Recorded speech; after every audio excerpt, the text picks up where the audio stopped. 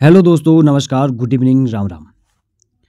आज की वीडियो में हम बात करने वाले हैं उत्तराखंड में पंवार वंश में कर व्यवस्था और पंवारकालीन जो राज व्यवस्था थी, दोनों पे बात करने वाले हैं इस वीडियो में। तो चलो शुरू करते हैं बिना किसी देरी के। पहले देखेंगे उत्तराखंड में जो है पंवारकालीन राज व्यवस्था, और इसमें पहला देखेंगे पंवारों की राज व्यवस्था कतीरों के समान ही होती थी। राज्य की समस्त भूमि का जो स्वामी है वह राजा होता था। ठीक है। अगला एक नोटेड पॉइंट है, 3 परिस्थितियों में वह स्वामित्व किसी और को सौंप सकता था। ठीक है। जो पहला है संकल्प या विष्णु प्रीति भूमि। यह वह भूमि थी जिसे विद्वानों या जो ब्राह्मणों को दान में दी जाने वाली भूमि, उसको संकल्प भूमि या विष्णु प्रीति भूमि कहा जाता था। अगला है रौत भूमि, और रौत भूमि वह भूमि होती थी जो सैनिक जो है साहस दिखाते थे। अगला देखिए रौत भूमि। जो रौत भूमि होती थी जो रणभूमि में साहस दिखाने वाले सैनिकों को दी जाती थी। ठीक है। अगला देखिए जागीर, और जो जागीर होती थी ये जो राज्य के उच्च अधिकारी होते थे उनको प्रदान की जाती थी। अब थोड़ी देख लेते हैं हम लोग जो पंवार प्रशासन का अब देख लेते हैं जो पंवारों का प्रशासन था। ठीक है। पंवारों का प्रशासन पहला देखिए, पंवारों के प्रशासन में राजा ही सर्वोच्च होता था। ठीक है। और जो और प्रमुख पद है, जैसे पहला है मुख्तार, जो राज्य का सर्वोच्च मंत्री होता था उसे मुख्तार कहते थे। अगला है चणो। चणो जो तीव्रगामी संदेश वाहक होते थे उनको पंवार वंश में जो है या पंवार काल में उन्हें चणो कहते थे। ठीक है। अगला देखिए, अगला है टीका।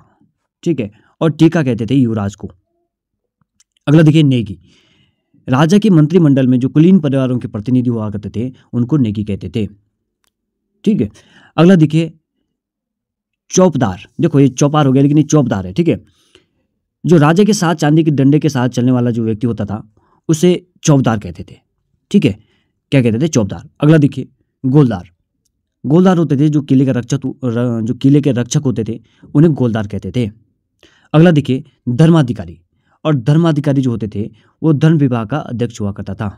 ठीक है। जिसे क्या कहते थे? धर्माधिकारी कहते थे। अगला देखिए, अगला है सुपकारपति, और सुपकारपति जो है भोजनालय का क्या होता था? अध्यक्ष हुआ करता था। ठीक है। जो भोजनालय का अध्यक्ष होता था उसे सुपकारपति कहते थे।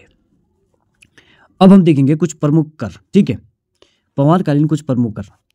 पहला जो कर है, और आप इसे इंपोर्टेंट कर दीजिए, यह है पौन टूटी कर। और जो पौन टूटी कर है आयात निर्यात कर होता था। ठीक है। आयात निर्यात कर, पौन टूटी कर। ठीक है। अगला देखिए, अगला जो है मामला या रकम। जो मामला या रकम होता था ये भूमि कर या लगान का 7/8वां भाग होता था जो नगद के रूप में लिया जाता था। ठीक है। उसे क्या कहते थे? मामला या रकम कहा जाता है।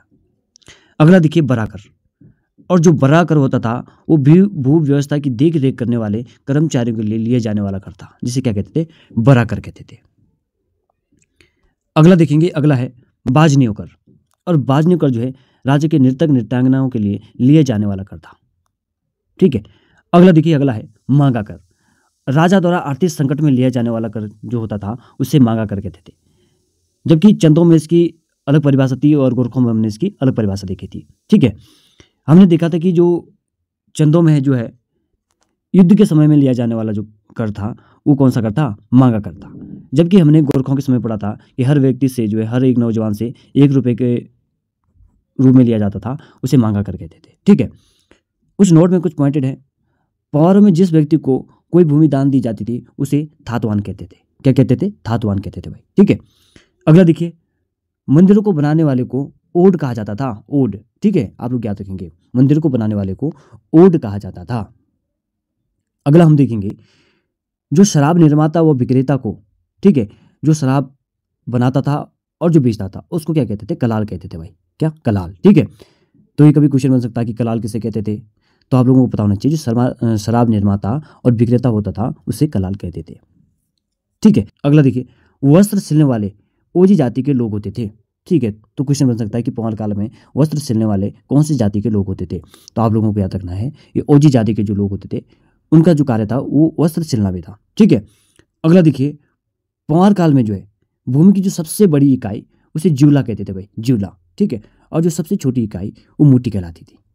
आप लोगों ने सुना होगा कि प्रताप शाह के समय में जो है ज्यूला पैमाइश अपनाई गई थी। ठीक है। तो हम देखेंगे जो पंवार काल में सबसे बड़ी इकाई जूला और सबसे छोटी इकाई कौन सी थी, मूर्ति होती थी भाई। तो दोस्तों ये जो है हमने देख लिए हैं जो पंवारकालीन प्रमुख कर थे, प्रमुख प्रशासन और जो राज व्यवस्था। तो पंवारकालीन हमने 3 चीज़ें देख ली है। यहाँ से जो है पहले भी आयोग ने प्रश्न पूछे हैं और आगे भी जो आगामी परीक्षा है उनमें भी प्रश्न पूछेगी, पूरी उम्मीद है। वीडियो यदि आपको हेल्पफुल लगती है तो वीडियो को लाइक करें, चैनल को सब्सक्राइब करें और अपने दोस्तों के साथ शेयर करना ना भूलें। मिलते हैं आपको किसी और वीडियो में किसी अगले टॉपिक के साथ। तब तक के लिए अपना ख्याल रखिए। Thank you.